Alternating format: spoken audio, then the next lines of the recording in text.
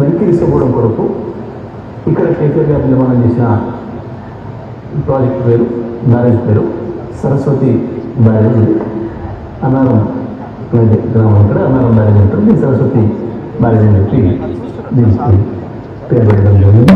మనం అన్నారం బ్యారేజ్ మీద ఉన్నాం, సరస్వతి బ్యారేజ్ అంటారు. దీన్ని ఇది కూడా ఏదో ఖరాబ్ అయింది అని చెప్పి దీంట్లో నీళ్ళు నింపితే ఏదో పోతుందని చెప్పి ఇప్పుడు మనకి ప్రాణహిత కలిసిన తర్వాత వస్తున్న గోదావరి ఇది. నీళ్ళు ఎంత పోతుంది, ఎంత ప్రవాహం పోతుందో చూడండి. లక్షలాది క్యూసెక్లు పోతున్నాయి. ఇప్పుడు ఆల్రెడీ ఇక్కడ నీళ్లు ఉన్నాయి. ఈ నీళ్లను మనం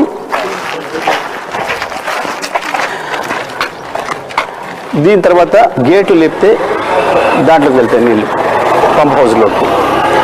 మనం ఇక్కడి నుంచి పంప్ హౌస్లోకి వెళ్తాం. పంప్ హౌజులు మంచిగా ఉన్నాయి. ఇది కాళేశ్వరం ప్రాజెక్టులో భాగంగా మొట్టమొదటగా గోదావరిలో నీళ్ళు ఎత్తుకునే ప్రాంతం దీన్ని కన్నేపల్లి పంప్ హౌస్ అని అంటారు. ఇది కాళేశ్వరం ప్రాజెక్టుకి ప్రారంభం. ఇది గోదావరి నుంచి వెళ్ళి నీళ్ళు తీసుకునే పాయింట్. ఇప్పుడు ఈ గేట్లు ఎత్తితే దాంట్లోకి వెళ్తాయి నీళ్ళు, అక్కడికి వెళ్ళి పంప్ హౌజ్లలో పోతాయి. ఆ పంపుల్ని ప్రారంభం చేస్తే మనకు నీళ్ళు ప్రారంభం అవుతాయి. ఇక్కడ మొదటి పాయింట్ ఇది. ఇవాళ ప్రభుత్వం చెప్తున్నది శుద్ధ అబద్ధం అనే విషయాన్ని మనం కళ్ళకి కట్టినట్టుగా చూడొచ్చు. ఇక్కడ నీళ్ళు గొడవలు పంప్ హౌస్ మంచి ఉన్నాయి.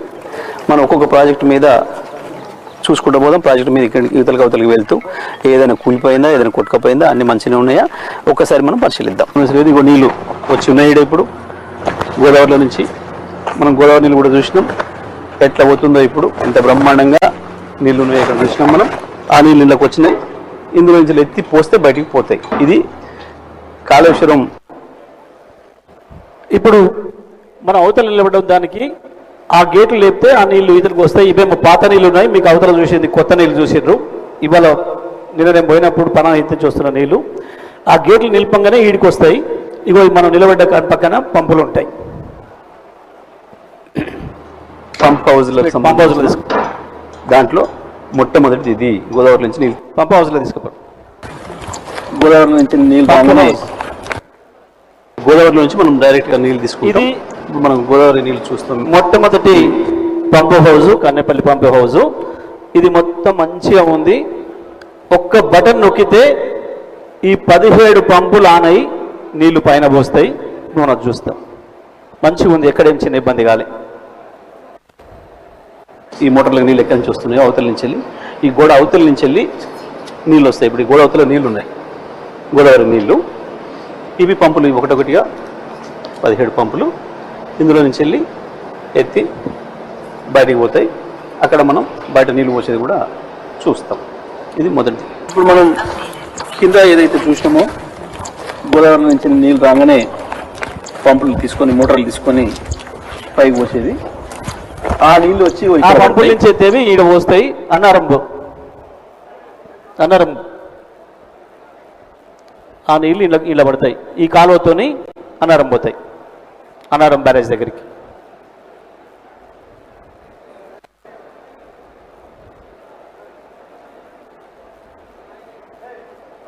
ఇక్కడికి వస్తాయి.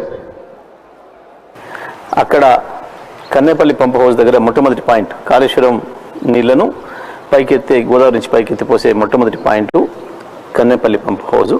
అక్కడి నుంచి ఏదైతే మనం పెద్ద కాలువ మనం చూసుకుంటూ వచ్చినామో ఆ కాలువ ద్వారా వచ్చింది. ఈ కాలువ కూడా ఇదంతా కూడా ఇక్కడ మళ్ళీ పైన గోదావరిలో కలుస్తుంది. ఈ గోదావరిలో కలిసిన తర్వాత ఈ నీళ్లను వెనక్కి తీసుకుపోవడం కొరకు ఇక్కడ కేసీఆర్ గారు నిర్మాణం చేసిన ప్రాజెక్ట్ పేరు బ్యారేజ్ పేరు సరస్వతి బ్యారేజ్. ఇది అన్నారం అనేది గ్రామం, ఇక్కడ అన్నారం బ్యారేజ్ అంటారు. దీన్ని సరస్వతి బ్యారేజ్ అని చెప్పి దీనికి పేరు పెట్టడం జరిగింది. ఇప్పుడు మనం అన్నారం బ్యారేజ్ మీద ఉన్నాం, సరస్వతి బ్యారేజ్ అంటారు దీన్ని. ఇది కూడా ఏదో ఖరాబ్ అయింది అని చెప్పి దీంట్లో నీళ్లు నింపితే ఏదో పోతుందని చెప్పి సాకులు చూపించి నీళ్ళు నింపడం లేదు ఇవాళ ఈ ప్రభుత్వం. ఈ బ్యారేజ్ మీద మనం చివరి దాకా వెళ్ళేసి వద్దాం. ఇక్కడికి అక్కడికి మనం ఎక్కడ ఏమి చిన్న డ్యామేజ్ లేదు, ఏ రకమైన ఇబ్బంది కూడా లేదు. ఒకసారి మనం చివరి దాకా వెళ్ళొచ్చే ప్రయత్నం చేద్దాం. దీని మీద ఇట్లాగా వెళ్దాం. ఇది సరస్వతి బ్యారేజు.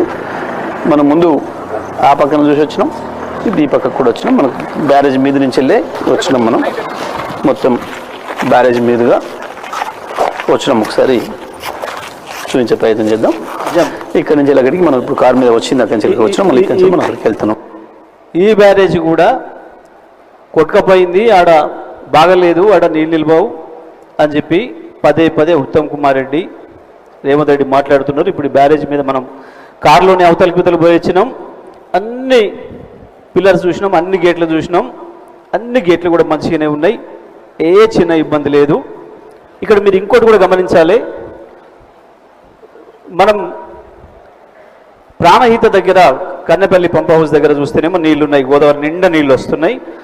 మనం ముక్తేశ్వర స్వామికి హారతి కూడా ఇచ్చినాం. ఇక్కడ చూడండి గోదావరి నీళ్ళు లేవు, ఎండిపోయి కనబడతా ఉంది. ఇక్కడ నుంచి సుందిల్లా, ఇవి గేట్లు. ఓకే, ఇదంతా అయిపోయింది. ఏదైతే సుందిల్లా బ్యారేజ్ గట్టి పెట్టి ఆ గేట్ల సందు దాని పెట్టిన పేరే సరస్వతి బ్యారేజ్ అని, ఈ పంప్ హౌస్ కూడా సరస్వతి పంప్ హౌస్ అని పేరు పెట్టారు. ఒక్క నిమిషం కేసీఆర్ గారు. ఇది సుందిల్ల బ్యారేజ్ దగ్గర ఉన్న పంప్ హౌస్. ఏదైతే మనం అన్నారం దగ్గరికి నీళ్ళు తీసుకొచ్చినామో కన్నెపల్లి పంప్ హౌస్ నుంచి, ఆ అన్నారం బ్యారేజ్ని కట్టి 30 కిలోమీటర్ల పైగా నీళ్ళని వెనక తీసుకొస్తాం. ఆ బ్యారేజ్ దగ్గర తట్టుకొని 30 కిలోమీటర్ల పైన నీళ్ళు నిలబడతాయి. నిలబడ్డాక ఇక్కడి నుంచి లిఫ్ట్ చేస్తాం. దీని పేరు సరస్వతి పంప్ హౌస్. దీన్ని లేపి సరస్వతి సుందిల్ల బ్యారేజ్లో పోస్తాం. దాని పేరు పార్వతి బ్యారేజ్. సుందిల్ల బ్యారేజ్లో పోస్తాం. ఏ సరస్వతి బ్యారేజ్తోనైతే ఆగి నీళ్ళు వెనక్కి వచ్చినాయో ఆ నీళ్ళని లేపుతున్నాం కాబట్టి దీనికి కూడా సరస్వతి పంప్ హౌస్ అని పేరు పెట్టారు. ఆ ప్రాజెక్టుకు పెట్టిన పేరు, ఆ బరాజ్కి పెట్టిన పేరు ఈ పంప్ హౌస్కి పెట్టినారు కేసీఆర్ గారు. ఇది కూడా బ్రహ్మాండంగా ఉంది, మంచిగా ఉంది, ఏమి ఇబ్బంది లేదు. ఒక్క పైకి పోసేది పార్వతి బ్యారేజ్.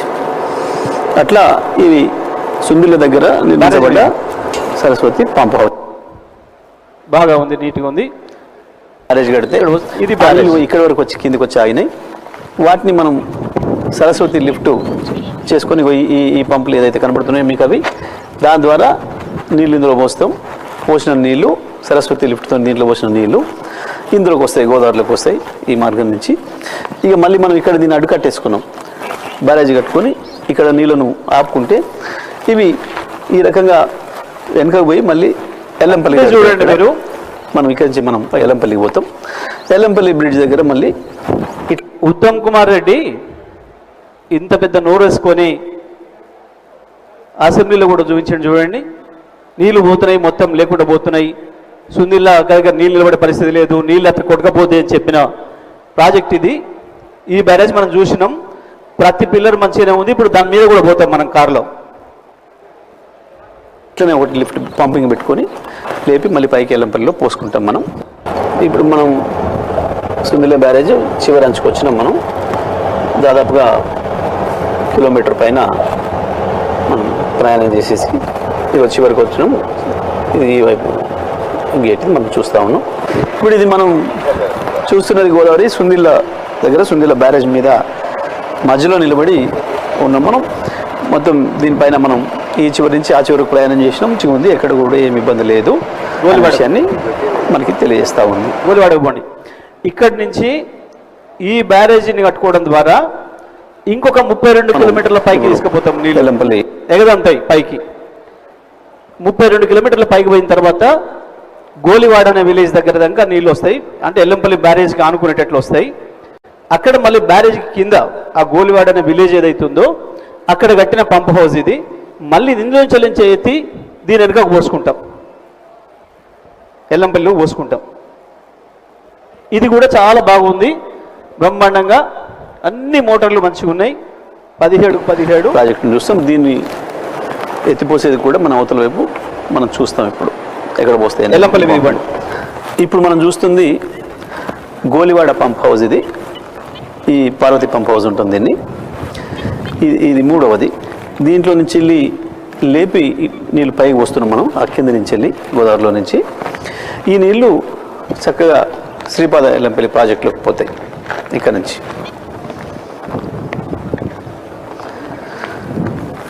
అంటే ముందు కన్నెపల్లి పంప్ హౌస్ దగ్గర లేపి పోస్తే అన్నారం ఎల్లంపల్లి మీద ఇవ్వండి.